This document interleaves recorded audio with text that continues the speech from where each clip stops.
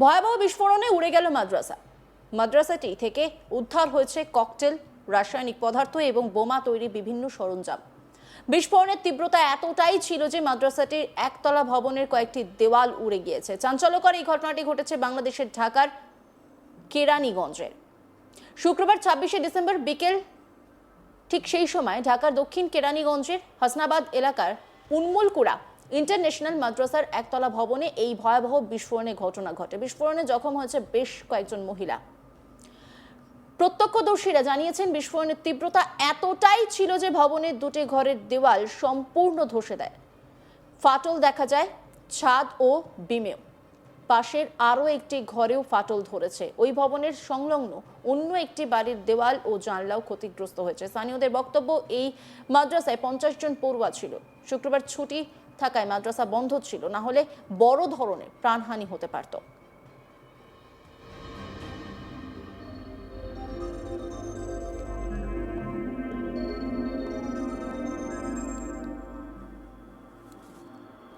বাংলাদেশের সাম্প্রতিক ঘটনা প্রবাহে কিন্তু মাদ্রাসায় বিস্ফোরণের ঘটনা যথেষ্টই ইঙ্গিতপূর্ণ বলে মনে করছে রাজনৈতিক মহল। বিশেষ করে দেশের সাধারণ নির্বাচন ঘোষণা হওয়ার পর থেকে একের পর এক যেসব ঘটনা ঘটে চলেছে, তারপর এই বিস্ফোরণের ঘটনা সবকিছুর মধ্যে যোগসূত্র রয়েছে বলে মনে করছেন অনেকেই।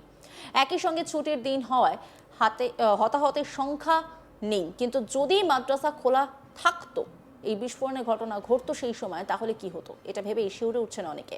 অন্তর্বর্তী সরকারের আমলে বাংলাদেশের জিহাদি কার্যকলাপের ঘটনা ঘটেছে বলে অনেকেই বলতে শুরু করেছেন এই বিস্ফোরণের পর।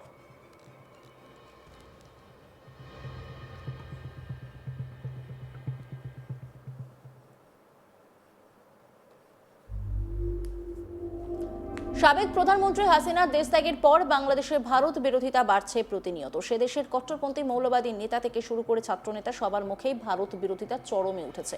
প্রকাশ্য সভায় শুধু দিল্লি না, ঢাকা ঢাকা ঢাকা স্লোগানই নয়, ৭১-এর মুক্তিযুদ্ধে ভারতের অবদান ভুলে এখন ভারতকে ধ্বংস করার প্রকাশ্য হুমকি শোনা যাচ্ছে এইসব ছাত্র নেতাদের মুখে। এরকমই এক ছাত্র নেতার মুখে সম্প্রতি শোনা গিয়েছে এক অদ্ভুত ও হাস্যকর দাবি। ওই ছাত্র নেতা দাবি করেছেন বাংলাদেশের হাতে যে পরিমাণ ইউরেনিয়াম রয়েছে তাতে ভারত নাকি বহুবার ধ্বংস হবে। একবার ভাবুন কি পরিস্থিতি। এর অর্থ সরাসরি ভারতকে কিন্তু পরমাণু হুমকি দিয়ে বসলেন ওই ছাত্র নেতা। তিনি বলেন বাংলাদেশের কুলাওয়ারা পাহাড়ে যে পরিমাণ ইউরেনিয়াম রয়েছে তাতে ভারত বহুবার ধ্বংস হবে, কিন্তু তারা ধ্বংস চান না। কিন্তু একই সঙ্গে ওই ছাত্র নেতা দাবি করেছে বাংলাদেশে এমন এক সরকার প্রয়োজন যে সরকার কুলাওয়ারা পাহাড় থেকে ওই বিপুল পরিমাণ ইউরেনিয়াম উত্তোলন করবে। যে ছাত্রনেতা ভারতের উদ্দেশ্যে সরাসরি এই হুমকি দিয়েছেন তার নাম মোসাদ্দেক আলী ইবনে মোহাম্মদ। কি বলছেন তিনি, শুনবো। বাংলাদেশের কুলাউড়া পাহাড়ে যে পরিমাণ ইউরেনিয়াম আছে সেটা যদি আমরা উত্তোলন করতে পারি, ভারতকে অসংখ্যবার ধ্বংস বিচ্ছিন্ন করে দেওয়া যাবে। কিন্তু আমরা কোনো ধ্বংস চাই না। আমরা চাই আমাদের এমন একটা গার্ডসওয়ালা সরকার লাগবে যারা এই মৌলভীবাজারের কুলাউড়া পাহাড় থেকে ইউরেনিয়াম তুলতে সক্ষম হবে। প্রায় ৪৫ থেকে ৫০ বছর হয়ে গিয়েছে এই ইউরেনিয়ামের সন্ধান পাওয়া গিয়েছে, কিন্তু এখন পর্যন্ত কোনো সরকার সেই ইউরেনিয়াম তোলার ব্যাপারে সাহস করতে পারে।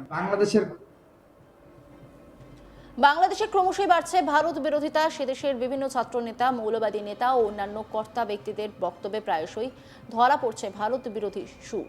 শুধু তাই নয়, ওই দেশের অনেকের মুখেই ভারতের 7 সিস্টার্স নিয়েও বিভিন্ন মন্তব্য শোনা যাচ্ছে। এবার সেই তালিকায় আরও এক সংযোজন। বাংলাদেশের এক ছাত্রনেতা মোসাদ্দেক আলী ইবনে মোহাম্মদ বলেন, জুলাই ২৪-এ যেভাবে আমরা ভারতের প্রক্সি সেবাদাসী হাসিনাকে খেলে দিয়েছি, ঠিক একইভাবে ভারতের সকল প্রক্সিকে খেলে দেওয়া হবে, 7 সিস্টার্স খেলে দেওয়া হবে। কি বলছেন ওই ছাত্রনেতা, শুনুন।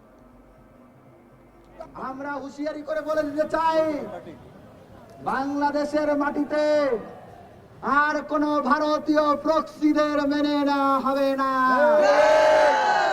জুলাইয়ের ২৪-এ যেভাবে আমরা ভারতের প্রক্সি সেবাদাসী হাসিনাকে খেলে দিয়েছি, ঠিক একইভাবে ভারতের সকল প্রক্সিকে খেলে দেওয়া হবে, 7 সিস্টার খেলে দেওয়া হবে,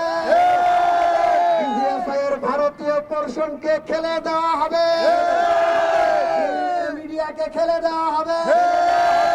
সংগ্রামী সহযোদ্ধা বন্ধুগণ, বক্তৃতা আর কি দেব, পৃথিবীতে যদি কোনো ফকিন্নি দেশ থাকে সেটা হচ্ছে ভারত। পৃথিবীর মানচিত্রে ভারত হচ্ছে একটা ফকিন্নি দেশ। এরা যেই পাতে খায় সেই পাতেই। সহযোগিতা বন্ধুগণ, আমি পরিসংখ্যান দেখছিলাম, ভারতের বাজেট যতটুকু তার 40 ভাগের 1 ভাগ ওরা বাংলাদেশ থেকে নিয়ে যায়। প্রায় 1,20,000 কোটি টাকা ওরা প্রতি বছর বাংলাদেশ থেকে নিয়ে যায়। তার মানে কি, আমরা যদি এটা বন্ধ করে দেই তাহলে ভারত না খেয়ে মারা যাবে। যেই ভারত আমাদের দয়ায় বাঁচে, আমাদের দয়ায় খায়, সেই ভারতের বাংলাদেশের চোখ রাখানোর কোনো সুযোগ নাই, কোনো সাহস নাই। সুযোগ নাই বলে আমাদের অত্যন্ত ব্যথা লাগে যে 2 সহস্রাধিক শহীদের রক্তের উপর দাঁড়িয়ে যে ইন্টারিমকে আমরা দায়িত্ব দিয়েছিলাম, সেই ইন্টারিমের দায়িত্ব ছিল ওই দিল্লি থেকে হাসিনাকে ফেরত নিয়ে আসা। কিন্তু এই নতজন পররাষ্ট্রমন্ত্রী তৌহিদ এখন পর্যন্ত ইন্ডিয়া থেকে হাসিনা এবং কসাইদেরকে ফেরত আনার কোনো পদক্ষেপ নেয় নাই। বাংলাদেশ সহযোগিতা বন্ধুগণ, শুধু সেটাও নয়, আমরা দেখলাম বাংলাদেশের নিরাপত্তা উপদেষ্টা ভারতে যে দিল্লির নিরাপত্তা উপদেষ্টা অজিত দোভালের সাথে গোপন বৈঠক করে। এটা জুলাইয়ের শহীদদের সাথে সুস্পষ্ট গাদ্দারি ছাড়া আর কিছুই নয়। আমরা তৌহিদের কাছে জবাব চাই, এখন পর্যন্ত ভারত থেকে ফিরে আনার ব্যাপারে আপনি কোনো পদক্ষেপ নিলেন না কেন, আমরা সেটা জানতে চাই। যদিও পুলিশ অমৃত মণ্ডল ওরফে সম্রাটের এক সহযোগী মোহাম্মদ সেলিমকে আটক করেছে।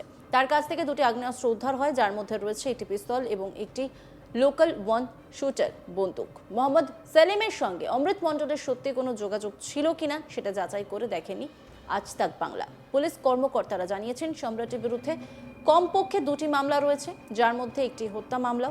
স্থানীয়রা পুলিশকে জানিয়েছে, সম্রাট একটি অপরাধী দল পরিচালনা করতেন, তোলাবাজি সহ অন্য বেআইনি কার্যকলাপে জড়িত ছিলেন। তাদের দাবি, সম্প্রতি গ্রামে ফিরে আসার আগে দীর্ঘদিন ভারতে লুকিয়েছিলেন ওই যুবক। গ্রামবাসীর অভিযোগ, সম্রাট স্থানীয় বাসিন্দা শাহিদুল ইসলামের কাছ থেকে চাঁদা দাবি করেছিলেন বলে অভিযোগ, কিন্তু সেই ব্যক্তি তা দিতে অস্বীকার করায় তার বাড়িতে আসেন সম্রাট ও তার দলবলের লোকজন। তখন ডাকাত বলে চিৎকার করতে শুরু করেন শাহিদুলের বাড়ির লোকজন। দলের অন্য সদস্যরা পালিয়ে যায়, তবে সম্রাটকে গণপিটুনি দেওয়া হয়। সেলিমকে অস্ত্রসহ পুলিশের হাতে তুলে দেয় জনতা। অন্যান্য খবরের আপডেটের জন্য অবশ্যই নজর রাখুন আজ তাক বাংলার ইউটিউব স্ট্রিমিংয়ে। লাইক, কমেন্ট, শেয়ার এবং সাবস্ক্রাইব করতে ভুলবেন না।